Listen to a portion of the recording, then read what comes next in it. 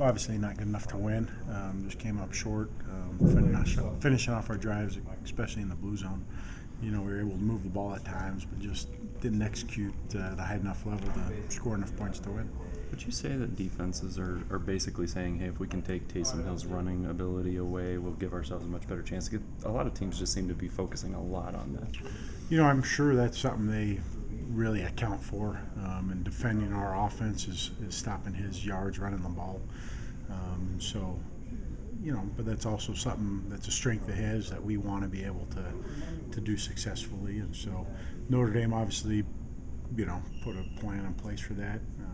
But we were still able to run it with him and with our backs pretty well. So, yeah. Is that a gesture? I mean, it's on the one hand it makes it harder for him, but on the other hand, that's a gesture of respect to some extent that they respect that ability so much that they put in that type of effort and focus. Oh yeah, absolutely. I mean, it's something I think they, everybody since the beginning of the year has been very mindful of and accounting for and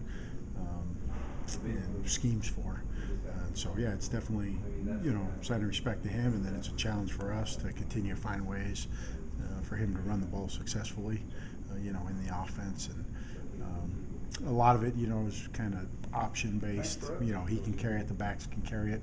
So even if he can't pull and run it, we feel that it translates to our other guys being able to hit some runs and open up the offense that way. Does it open up the pass as well? Is there things you can do?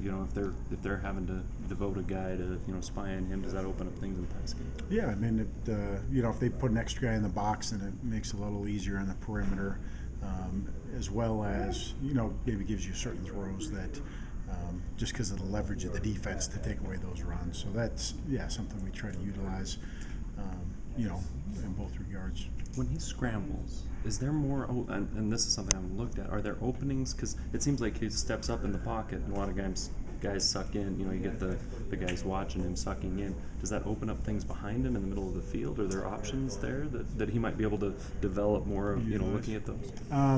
At times there are. That's something we want to work on, being able to move in the pocket, reset in the pocket, still keeping eyes downfield and making throws. And I think he's done a pretty good job with that as the season's gone on. A couple third down conversions came to mind where he's able to move and slide and flip it out to JD in this last game to extend drives and to make plays.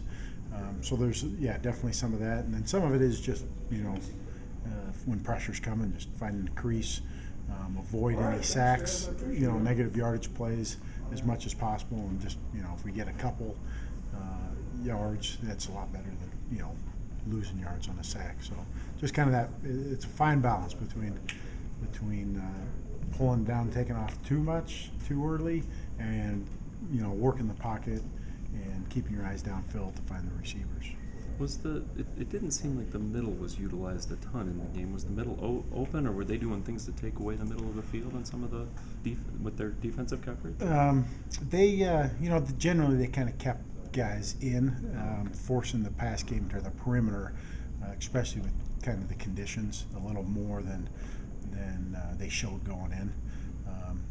So kind of challenged us more to throw it both vertically but also towards the sidelines, just with the wind. That was my guess, is what they were doing. And so but that's something that's kind of been developing with the tight ends over the last few weeks, that we're still looking to establish that presence in the middle of the field, and only able to do that a few times this past game.